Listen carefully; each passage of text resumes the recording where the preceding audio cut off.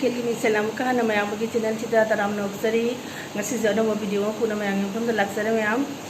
Nasi the morning the Kisum Hosere, Mayamasi Chan Pigine, Kanahujik Pung Pantareba, Nasi Chan Pigi School, the Mo NCC program lay high, Adomo School City off Naba, Dumo NCC program Laborina, Maki NCC Javanina, Aduna NCC Jatuba, Aduna Benjula, Ring City, Mapana Tindoni. Ado mang halak pada pungani ani makai ta ne ba ado khatang maki breakfast se khatang heavy hoina bane ai sumtan hoina tawjare ba meyam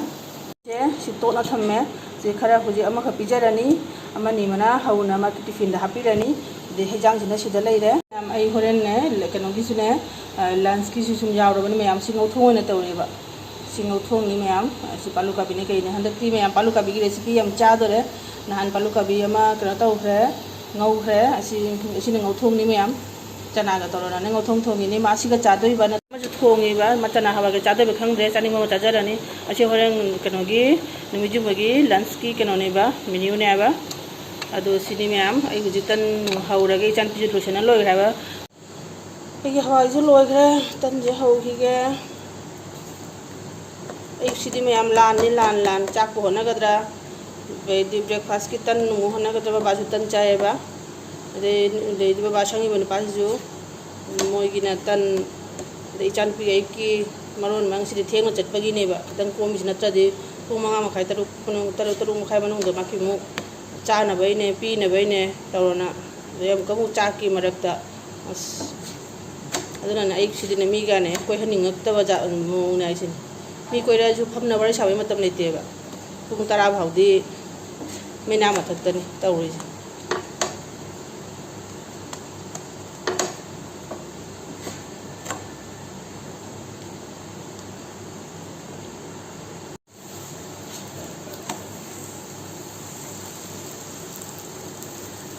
आवाज है मैं इचे बुक्तने kilo तवरे बा तोंगी बदुना ने थाव हेरे गने साथे ता कन तव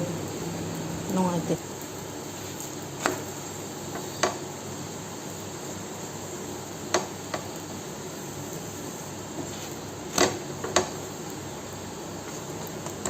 tanina ne khatang mura de chan pin char dem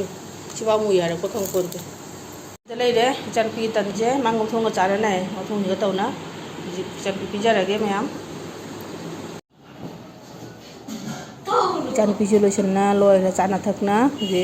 thoki de pa ma sa mayam paksa bre chan pi je dress se ai di chani na chum pak pak ta pai pangnung ta nung sida i chani na gi di sine moi school manga taruk taret tagi na ba moi school laktoi do school manga taruk ki NCC keno atani moi program to do manga si anchoring to do re ma'am akuta script singarang de na ba pakhalai je pakhalak na hai je akuta script pa chali je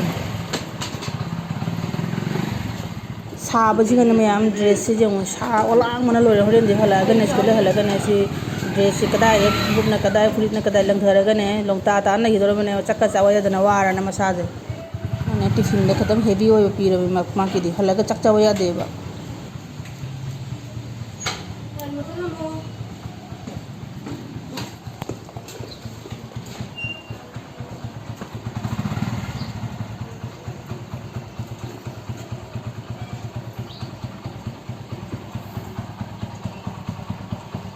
pama chak khare ma pa ji matan ki thilu halaga mo office chattoi ni ado chak silo chalo rage ado idi baba git fingi piru rage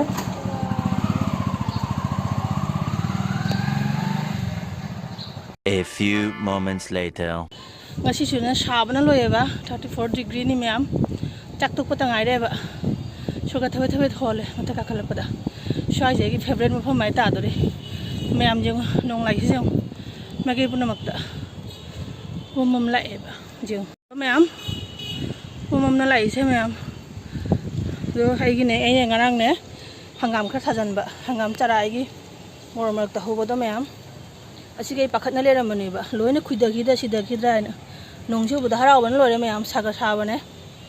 hingda nongju churo di hingdori ba ma'am hangam hingbi di phaido nong se sumaina na nusa aksara di ne ising lakha chai ra su oi roi ba si oi ge da budi male nong ji chu do ramina 네, 거의 해나 성비도 어도이네 이만나비기 임대 보락도 마ям 아시 해나 성비지네 짜라네 ngarang 타절림이시죠 한강 걸려는 마ям 지금에 뭐라 훈기보도 아마 각당 하우레 뭐라 밤비지 양 빠무나 하우라 크라포니 도 해나시죠 해나 성비지네 잠는 한데 티나 레켈로포니 바 ngarang 이만왜 민다 짤로버더기 방나래 방에바 아도시 타절림이 여기 부디나지 파자바나 로레 green 노래도 심을 때 다 시계 샷라가 다 기분에 왜 한가함지 매암 애기네 드래곤 프루트 좀 물래 매암 해하게 아마디 해하게 ngasi 아시마디 핵도하게 ngang 아시마디 그땅 와리 한남 기지나 사이즈 아우래 드래곤 제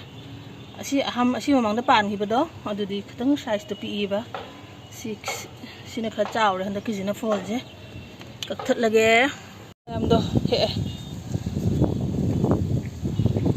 하나 기준에 같은 내 사이즈 짜오. ini matunda di hek payarani numi ni yamada humni duga di hek payarani meyam watha bije do mapandi sare oidoi do ishona khange meyam mapandi sajare iye panbiro nongji chuthare meyam swai lep ke ngatang nongje isada kha tahange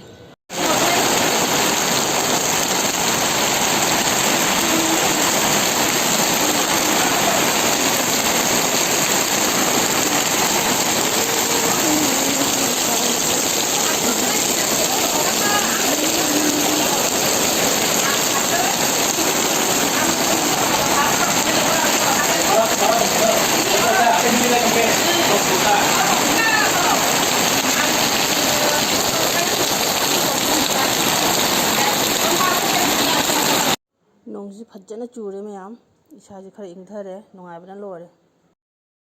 hoji makhada kummage ai dragon ji kakna khotna charurage adai sandagi ne tiffin muk semurage meyam megi dragon fruit sida leire ai soire sandaji hoisile eba silorage ne babagi tiffin chana bisi tawdoi ne meyam si dragon je sunu mapadana nongji churi lore eba dragon je ka e te kanam chare ba mapaju ne hinade ba si chaning de na hekta hai ba hokte na dragon fruit je ican pi ga tani ai maki ani hum ka khaage ai gi ai na mani charaga meyam dragon ji charaga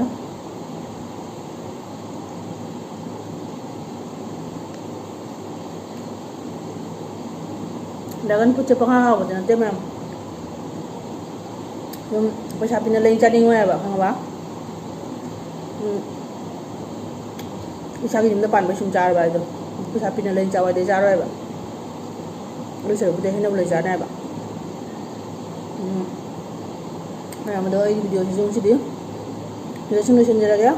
cái video cho nên bây giờ like share comment तो video phát ra anh ở bây giờ channel cho subscribe तो video में हम số dân like của mình số dân làm video mình cái video cho không thể mình làm là pam video ba mình làm đi views đi chúng nên views chắc hay rồi cái này like share ta các mình học các cùng các vậy bạn video jengaga like namda ba haise mayam video da pam je na hai ne ba do khang je video se ni se mi je phajadra ba nu aitra ba ai video je pam ba ta de like khadna mo amle mira mo mathang video da ba khong no je mayam